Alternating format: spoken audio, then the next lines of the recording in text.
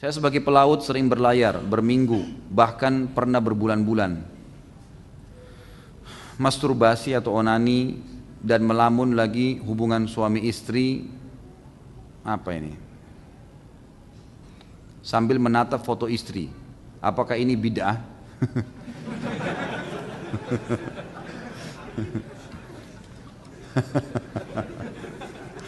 Jazakallah khair, pertanyaannya membuat orang tertawa di malam hari ini. Jadi teman-teman sekalian, onani haram, nggak boleh dalam Islam. Sama memuaskan diri dengan cara pribadi begitu nggak boleh dalam Islam. Caranya bagaimana supaya tidak terjadi? Jauhkan semua fasilitas yang bisa mengundang syahwat, nggak boleh, gitu kan? Tapi kalau terjadi seseorang telepon istrinya dari jarak jauh, lalu kangen-kangenan, rindu. Kemudian dia mungkin ya istrinya mengucapkan kata-kata sampai dia klimaks, nggak apa-apa itu halal, nggak masalah. Tapi jangan lakukan hal-hal yang tidak benar, teleponnya diciumin lah, apalah. Itu bukan istrinya, itu telepon, apa mau dicium gitu. Jadi jangan aneh-aneh, tinggalkan fasilitas-fasilitas ini, gitu kan? Caranya tinggalkan hal-hal yang berbau. Kalau memang istri lagi telepon, ya ucapin sayang, mungkin rindu iya, tapi jangan ke hal-hal yang tidak baik. Insya Allah kalau antum sibukkan diri dengan ibadah, maka aman gitu. Onani ini dibolehkan kalau istri yang melakukan pada suami, karena masuk dalam firman Allah Subhanahu wa taala yang berbunyi a'udzubillahi minasyaitonir rajim, nisa'ukum harthun lakum fa'tu harthakum anna syi'tum wa qaddimu li anfusikum. Artinya perempuan itu istri kalian adalah ladang buat kalian, maka datangi ladang kalian semau kalian, boleh. Selama bukan dubur, tidak digauli di duburnya, tidak digauli haid dan nifas, boleh, gitu kan? Dan dahulukan diri kalian. Jadi ini ulama merincikan sebab turunnya ayat ini adalah masyarakat Mekah terbiasa menggauli istri dengan menunggingkan istrinya. Waktu sahabat-sahabat hijrah ke Madinah dari Mekah, muhajirin, wanita Madinah terbiasa digauli dengan suaminya sementara mereka tidur dan suaminya dari atas. Maka si laki-laki ini, muhajir ini nikah sama wanita Ansar. Waktu wanita Ansar mau digaulin dengan cara orang Mekah, gak mau, nolak. Laporlah kepada Nabi SAW, ya Rasulullah begini kejadiannya. Maka turun firman Allah tadi, wanita adalah ladang kalian, gaulilah seperti yang kalian inginkan dan dahulukan diri kalian. Jadi ibu-ibu tentunya harus bisa memahami juga ayat ini. Kalau suaminya pengen gaya tertentu itu nggak apa-apa, asal jangan hal-hal yang haram seperti dubur, nggak boleh, gitu kan? Nggak boleh. Dan boleh mendahulukan diri sendiri dalam arti kata boleh membahasakan kepada pasangan, saya mau begini, saya mau begitu, nggak ada masalah. Yang diharamkan saja yang ditinggalkan, yang tidak, yang boleh maka boleh dilakukan, gitu kan? Jadi saya sarankan Allahu a'lam dijauhi ini, dan saya sarankan juga teman-teman sekalian, selama memang masih ada peluang kerja dekat dengan keluarga, kerja di situ. Udahlah. Kerja jauh di sana gajinya $1.000, kerja di sini $400, di sini aja nggak apa-apa. Aman, gitu kan? Daripada jauh sana menderita, akhirnya foto dicium-cium kan jadi masalah. Jadi lebih baik jangan. Allahu a'lam. Haruskah kita menundukkan pandangan apabila menonton TV atau membaca majalah? Kalau anak naik motor, anak menundukkan pandangan, anak takut nabrak Ustaz.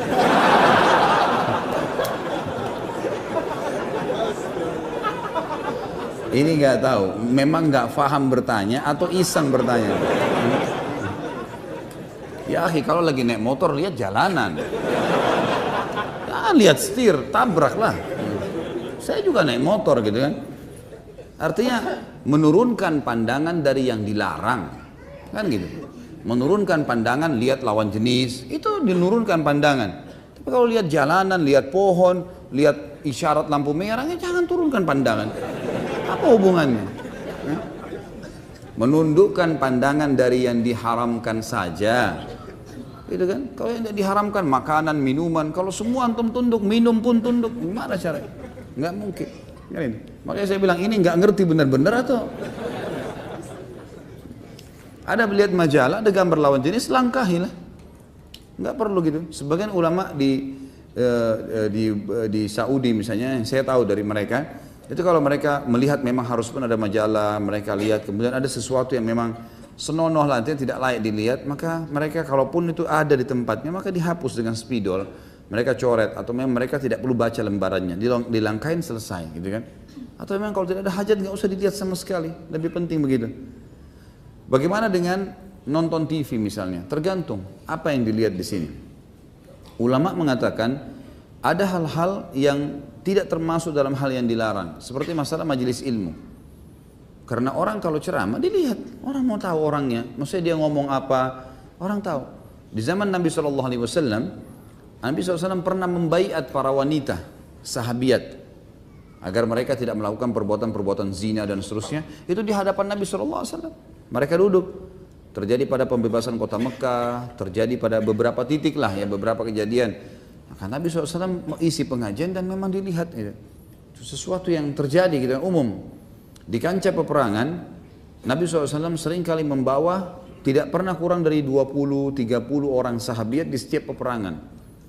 Dan ada satu orang wanita namanya kalau tidak salah Rufaidah. Rufaidah ini salah satu perawat dikenal sekali di Madinah.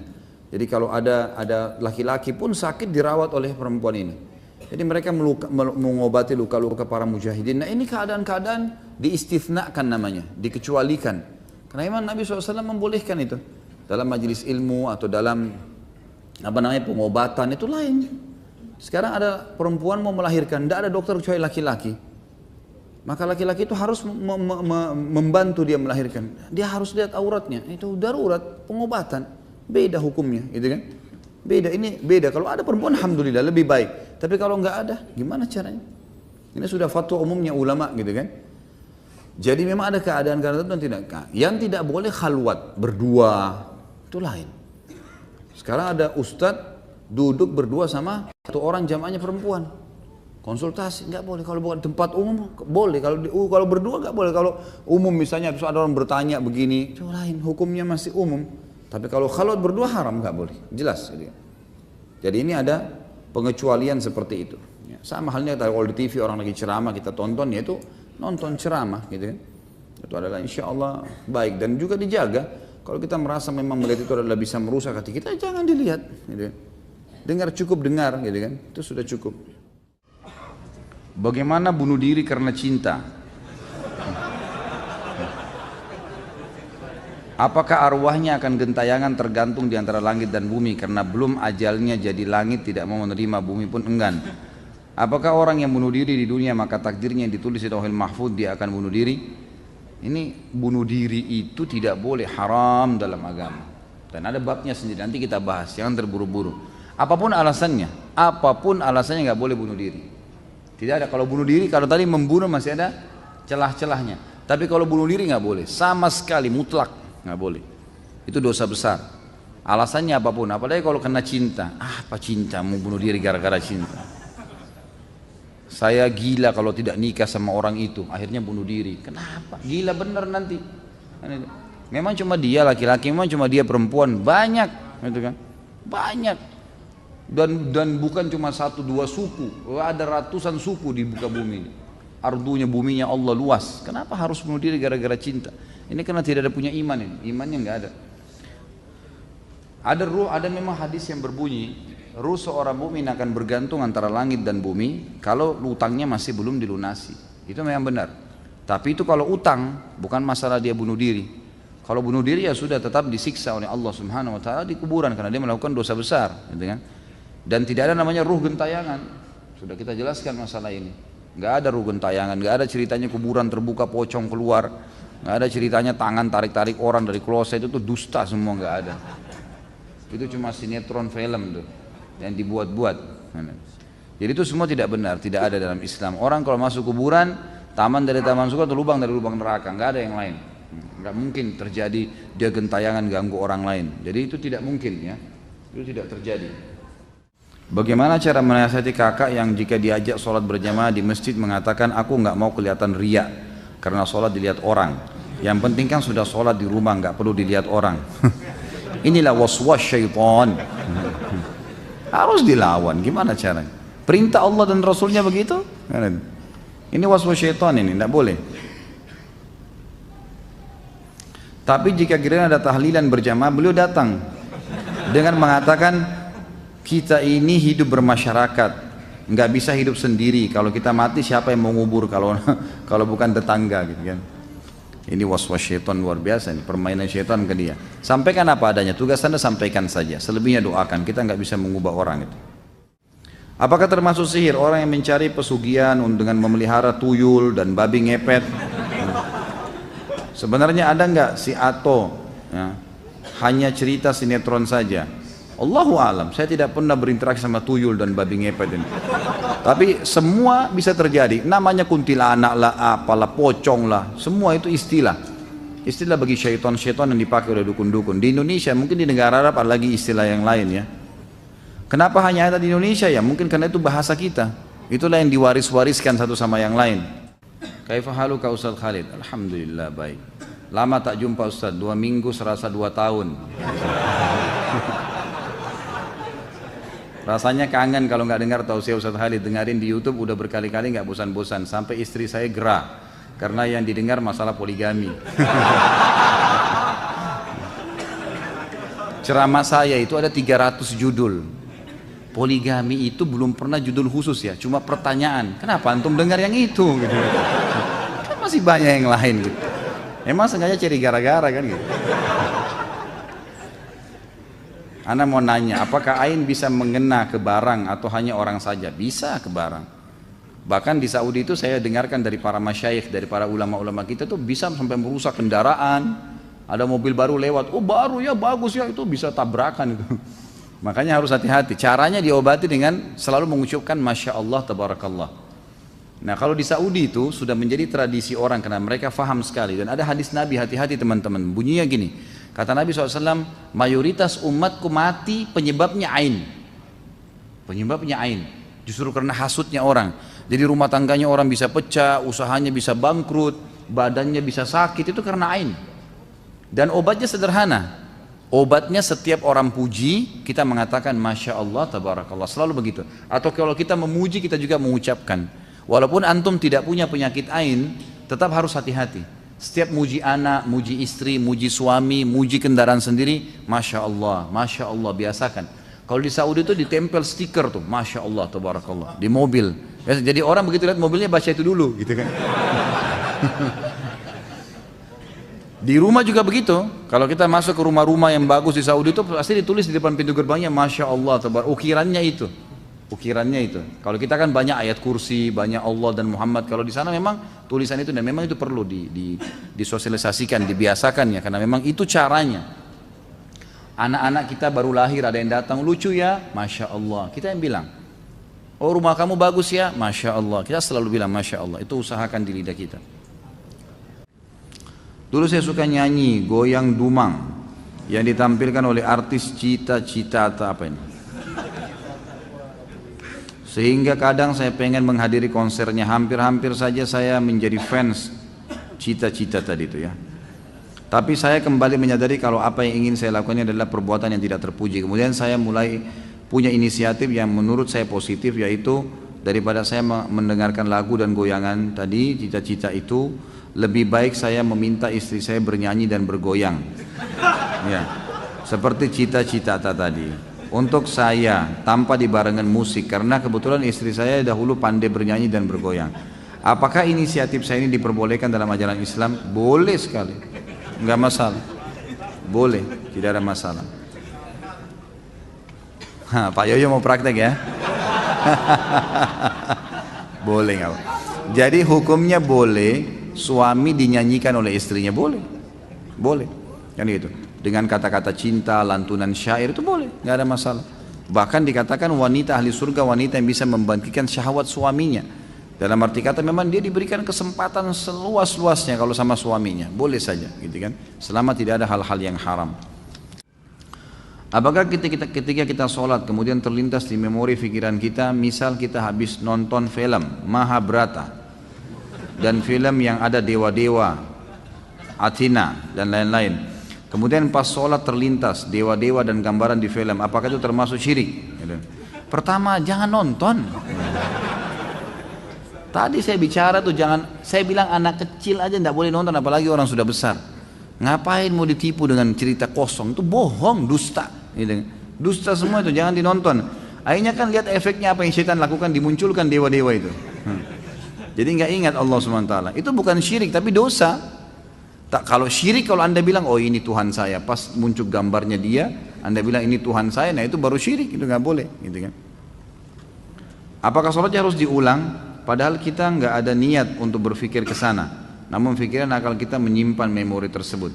Ya tentu saja tidak diulang, kecuali kalau memang kita sudah sampai hal-hal yang membatalkan sholat, seperti misal syirik gitu ya, menganggapnya oh ini berarti ini Tuhan saya nih, kita iakan terbawa dalam pikiran, itu baru. Karena tidak boleh mengulangi sholat tanpa ada udzur syar'i. Udzur syar'i itu batal wudunya, belum masuk waktu baru ketahuan, salah menghadap kiblat, nah itu mungkin. Apa benar hadis yang berbunyi barang siapa yang melakukan hubungan suami istri di malam Jumat, Kamis malam, maka pahalanya sama dengan membunuh 100 Yahudi? Ini dari mana hadisnya? Hah? Ini hadis maudhu, dusta, nggak pernah ada. Sudah kalau mau berhubungan, berhubungan aja, nggak usah bawa hadis. Apalagi 100 Yahudi. Ini siapa yang iseng bertanya nih? Kalau mau bunuh Yahudi yang benar, datang ke Palestina, nah itu baru benar. Apakah Ustadz Khalid keturunan orang Arab? Nah. Banyak teman anak keturunan Arab di Indonesia, jika ditanya dalam hal pernikahan, mereka mengatakan tidak boleh menikah dengan selain keturunan Arab, misal dengan pribumi dan lainnya. Dan harus menikah dengan keturunan Arab juga dengan alasan agar keturunannya atau marga Arabnya tidak hilang atau terputus. Apakah benar demikian adatnya? Jika demikian, anak orang pribumi tidak mungkin mendapatkan kesempatan mendapatkan orang keturunan Arab. Ini orang baru ikut pengajian apa? Karena wanita keturunan Arab biasanya cantik-cantik. Lanjutnya saya nggak usah baca ya. Ini dan kalau laki-laki tampan seperti Ustadz katanya. Ini saya nggak tambah ya. Ada keturunan memang. Ya, kakek-kakek saya dari turunan Yaman. Tapi saya sudah pernah bilang teman-teman sekalian, semua ini marga-marga, suku-suku, bahasa, warna kulit, paras wajah, semua ini adalah variasi kehidupan yang Allah buat. Kita semua dari Adam dan Hawa, gitu kan? Semua dari Adam, tidak ada yang keluar dari Adam dan Hawa. Cuman Allah dengan kemahakuasaannya menunjukkan kebesarannya. Lalu kemudian Allah yang menamakan ini dengan suku-suku tertentu. Itu dulu yang pertama. Dan dalam Islam tidak ada rasisme. Nggak ada dalam Islam, saya Arab, saya Indonesia, saya bule, saya ini, tidak ada dalam Islam semua itu. Karena kata Nabi SAW, la farqa baina Arabin wa ajamin illa bittaqwa. Nggak ada perbedaan antara Arab dan orang ajam selain Arab kecuali dengan ketakwaan. Tidak ada sama sekali, itu memang sudah jelas satu. Jadi itu asasnya, kita Muslim tidak ada bedanya. Dan sudah cukup kalau masuk dalam saf sholat, mau orang Arab, mau orang bule, mau orang Afrika, sama semua masuk saf, gitu kan. Nggak ada bedanya, jenjang sosialnya, ekonominya sama. Dan saya sudah pernah sampaikan teman-teman sekalian, hati-hati dengan fanatisme rasisme ini ya, itu nggak boleh sama sekali. Jadi misalnya hadis yang pernah saya sampaikan bahwasanya ada orang-orang dari Ansar ya, dari Muhajirin, dari orang-orang Ansar, dari satu orang Ansar bercanda, ini sama-sama turunan Arab dari sahabat Nabi di Madinah waktu Nabi SAW masih hidup. Orang Ansar ini keluar dari masjid habis sholat asar lalu bercanda sama teman-temannya semua, ada Muhajir, ada orang Ansar. Dia bilang, hai orang-orang Ansar kesini yuk kumpul-kumpul.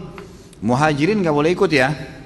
Kalau kita mungkin, ini orang Betawi ngumpul sini, sana orang Jawa nggak boleh ikut. Misal contoh, bercanda.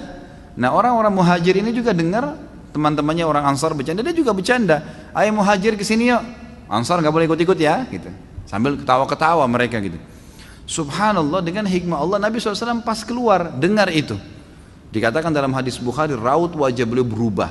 Lalu beliau mengatakan, da'ha fa innaha mumtinah. Segera berhentikan ini karena ini penghancuran. Gitu kan? Dalam hadis yang lain dikatakan, tinggalkanlah karena ini yang membinasakan kalian. Enggak ada dalam Islam itu. Gitu kan? Ini penting. Termasuk di dalamnya masalah pergaulan, pertemanan, patokannya ketakwaan, pernikahan, semua itu. Cuma memang dalam Islam khusus masalah pernikahan kita tidak dipaksa, gitu kan? Boleh menikah dengan siapa saja, tetapi ada anjuran dalam Islam untuk menikah dengan sepadan namanya. Sepadan itu sekufu. Kufu itu bisa masuk juga maknanya sama makanannya, sama bahasanya, ya gitu.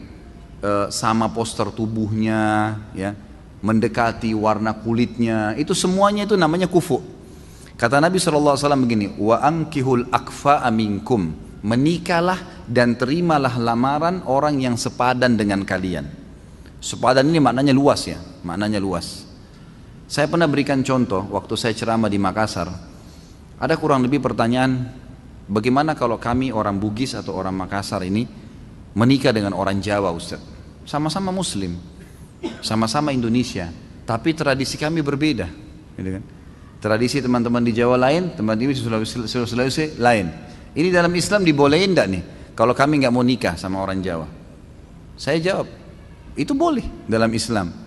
Kalau kita khawatir ada perselisihan yang akan terjadi, karena beda tradisi. Walaupun kita disatukan di bawah naungan Islam, tapi boleh kalau mau nikah.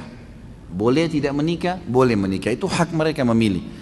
Masalah dia nanti menikah boleh, tapi ingat, menikah dengan orang yang berbeda, tidak sekufu dengan kita. Misal orang Indonesia nikah sama orang bule, ini hidup di alam mana, makanannya lain, cuaca biasa negaranya berbeda, kemudian kita juga terbiasa dengan makanan, terbiasa dengan pakaian dan seterusnya, lalu menikah. Bolehkah sama-sama Muslim? Boleh, tapi ingat, kita harus butuh ekstra, ada ekstra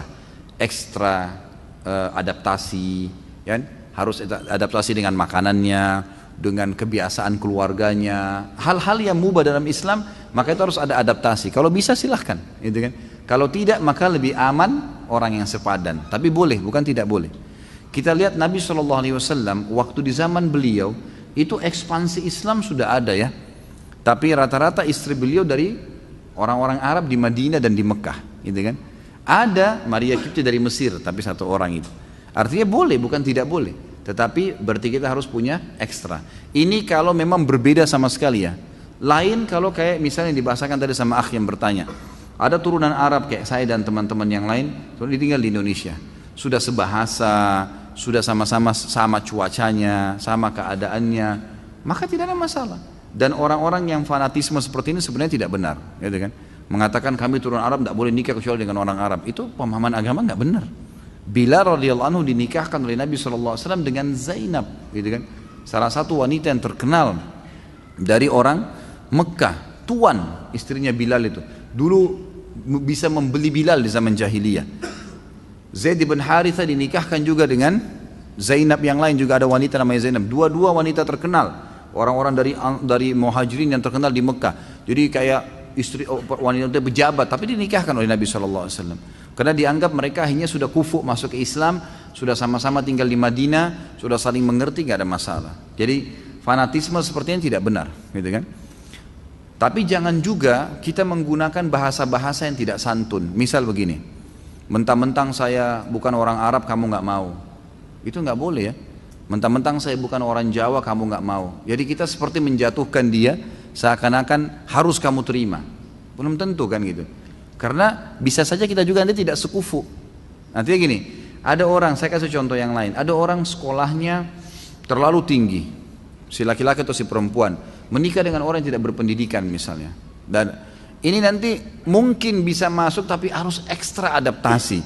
Karena retorika bahasa berbeda, ini berbeda memang nggak bisa gitu kan. Maka akan sulit. Ada bisa tapi adaptasi ekstra. Beda dengan orang kalau sudah satu bahasa dari satu kampung sama makanannya. Kita sebutin makanan apa dia sudah paham. Ya, udah langsung tahu kan berbeda. Ini sudah lebih paham. Ini kan lebih enak masuknya tapi tetap boleh, bukan tidak boleh. Dan saya bilang teman-teman saudara turunan Arab atau turunan yang lain, seperti ini fanatisme nggak boleh dalam Islam, tidak boleh. Tapi kalau ada orang yang melamar, dia lihat takut anaknya nggak sekufu, dia punya hak untuk itu. Misal orang ini memang terlalu jauh, tidak mengerti sama sekali keadaan keluarga itu, boleh. Dari manapun dia punya hak untuk itu. Yang ini mesti difahamin. Allahu a'lam. Apa hukumnya ngefans dengan ustadz padahal saya sudah punya suami?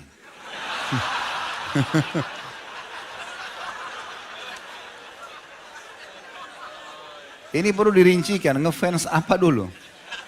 Kalau yang dimaksud adalah kajiannya, kajian penyampaian ilmunya, gak ada masalah. Tapi kalau fisiknya jangan. Gak boleh.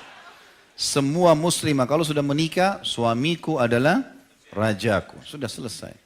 Gak ada lagi, haram, tidak ada poliandri. Ya. Gak ada. Hah? Tidak boleh. Ya. Kalau cuma pelajaran yang disampaikan, gak ada masalah. Ya, ilmunya itu nggak ada masalah. Mungkin penampilan lalu kemudian berharap suaminya bisa itu mungkin umum. Tapi kalau sudah menyukai, akhirnya beralih sukanya dari suami kepada orang lain, ini nggak boleh. Hukumnya haram dalam Islam, tidak boleh sama sekali. Karena tidak ada poliandri kan gitu. Kalau poligami boleh laki-laki.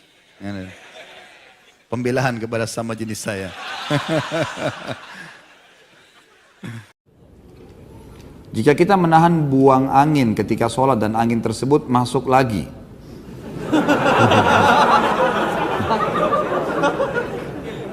Apakah sholat kita batal? Gitu. Sesuatu yang belum keluar dari tubuh kita masih dianggap bagian dari tubuh. Saya kasih contoh.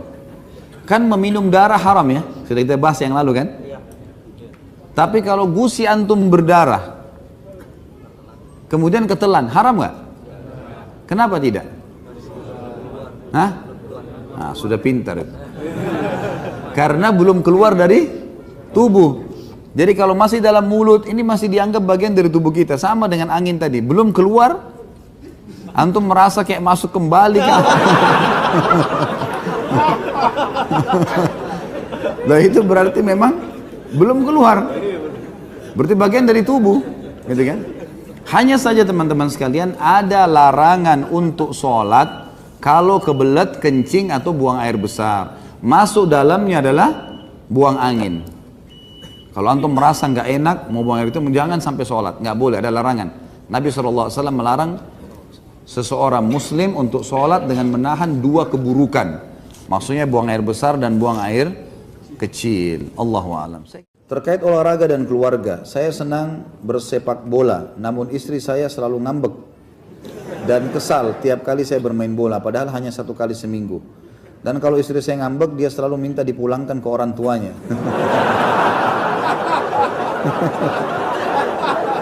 Sebentar, ada lagi lanjutannya. Atau saya disuruh cari istri lain. Bagaimana hukumnya tentang hal itu, Ustaz? Mohon nasihatnya karena kebetulan istri saya juga hadir.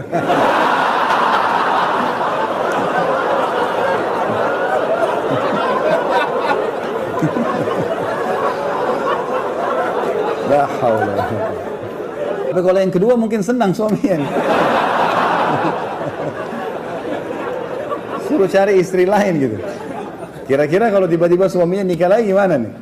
Akhirnya dia bilang, coba dari dulu saya suruh main bola saja. Bagi supir bus antar kota saat puasa dan sholat, apakah mendapat keringanan hukum seperti musafir? Doakan supaya saya dimudahkan jodohnya. Kalau tanya tentang supir saja. Harus selip jodoh ini. Kasihan betul bujang-bujang. Baiklah, mudah-mudahan menikah cepat. Aminnya Masya Allah. Kalau seseorang itu sudah rutin menjadi sebuah kebiasaannya, dia bukan musafir lagi sebenarnya. Hari ini berangkat, besok berangkat, bolak-balik, itu sudah bukan musafir dia. Karena jalur rutinnya dianggap sudah tidak safar lagi. Sama dengan dia mukim di antara dua perjalanan itu, ya. Jadi sebaiknya dia sudah tidak mengambil hukum musafir. Karena musafir itu memang orang yang datang, dia balik, belum tentu dia kembali lagi. Allahu alam kapan dia kembali. Tapi kalau sudah begini, yang setahu saya sudah tidak dianggap lagi musafir. Ya, tetap dia sholat. Mungkin ya kalau sholat memang dia khawatir nggak bisa dia berhenti, lalu dia jamak di perjalanan mungkin masih bisa. Tapi kalau batal puasa saya sarankan tidak usah.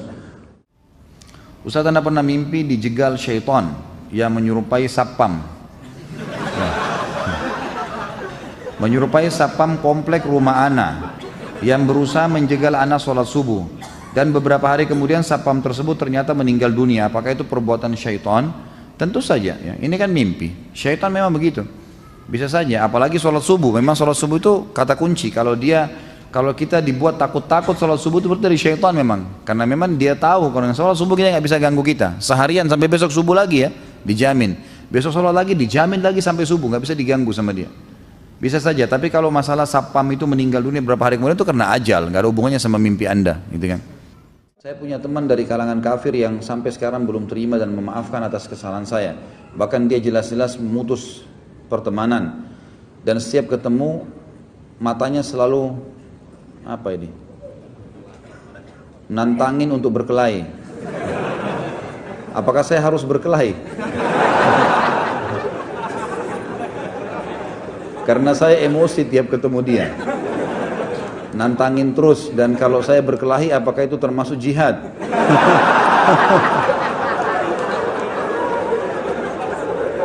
Apabila saya terbunuh apakah saya mati syahid?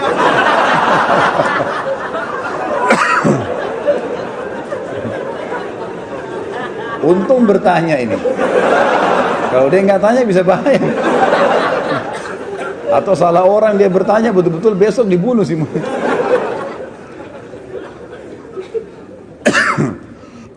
Baik teman-teman sekalian. Saya tadi sudah bilang, kalau orang kafir pun tidak boleh kita berbuat salah. Dan kita harus fair. Kalau kita benar, ya sudah kita maafkan. Walaupun dia belum minta maaf sudah selesai. Kalau dia jaga jarak, kita jaga jarak. Tapi kalau seandainya dia yang benar, kita minta maaf. Seperti sini dikatakan, saya punya kesalahan dan saya sudah minta maaf. Ya sudah, kita minta maaf. Masalah dia belum maafkan, memang dalam Islam, saya bilang tadi, ulama mengatakan kita harus cari ridhonya. Ada perbedaan antara kafir zimmi dan kafir harbi. Kafir zimmi hukumnya sama karena dia penduduk wilayah bersama muslimin. Harus kita kembalikan haknya. Misal, tidak cukup teman-teman karena kita muslim, kemudian kita pernah mengambil hak orang lain lalu kita bilang maafin saya tapi kita tidak kembalikan. Misal kita ambil motornya, mobilnya tidak kita kembalikan lalu dia marah. Lalu kita anggap ini adalah tantangan, kalau dia marah, wajar orang marah, mobilnya diambil. Atau apalah diambil gitu kan. Maka ini kita harus cari tahu. Kalau misal betul-betul tidak ada urusan sama sekali, jadi cuma sekedar mungkin dia taruh teh di mejanya, kita kesentuh tumpah, lalu kemudian kita minta maaf, ternyata dia tantangin berantem misalnya. Nah ini kesalahan dia, nggak boleh nih, laporin. Nggak usah berkelahi dulu ya. Tapi di sini kita laporin kepada atasan, laporin kepada semua, jaga jarak dengan dia. Tapi kalau misal dia mulai mukul duluan ya itu lain. Kita membela kehormatan, beda ini hukumnya. Ya. Tapi bukan berarti setiap saat kita bisa memukul orang, tidak teman-teman sekalian. Karena Nabi SAW berulang kali berusaha orang-orang Yahudi mempermainkan beliau, tapi beliau balas dengan ketenangan. Seperti contoh misalnya, yang pernah kita sudah tahu hadis sahih, ada beberapa Yahudi lewat lalu berkata, Assalamu alaikum, Assam kematian buat kalian. Nabi SAW mengatakan, wa alaikum, dan untuk kalian juga. Gitu kan? Begitu saja balasannya Nabi. Aisyah marah-marah, kematian buat kalian, laknat buat kalian. Kata Nabi SAW, hai Aisyah, tenang, tenang. Gitu. Tenang, ya Rasulullah, tidak anda dengar apa yang mereka bilang? Tidakkah kau dengar apa yang saya jawab? Doa kita kepada Allah untuk mereka diterima, doa mereka kepada Allah untuk kita tidak diterima. Gak usah ribut-ribut. Kan gitu. Karena seorang muslim bisa mengatakan, ya Allah matikan si kafir tuh misalnya. Bisa sampai itu. Kalau orang itu zalim, kafir, harbi, bisa. Nabi SAW berapa kali kan mendoakan kehancuran kaum yang membunuh para penghafal Al-Quran gitu kan. Sampai sebulan beliau kunut nazilah. Jadi itu bisa saja terjadi. Jadi tidak selamanya harus di sini masalah. Apalagi teman kantor, pukul-pukulan, ada peraturan pemerintah. Nanti akhirnya kita jadi terjerumus ya ke penjara segala macam, merusak masa depan kita. Nggak perlu semua dihadapi dengan cara seperti itu. Ya, sudah selesai. Tidak mau berteman, nggak usah. Jadi nggak usah terlalu ngoyo kita berteman pada orang, apalagi orang non-muslim. Setelah berhubungan suami istri, apakah boleh sholat wajib hanya dengan wudhu tanpa junub, tanpa mandi? Nggak boleh lah.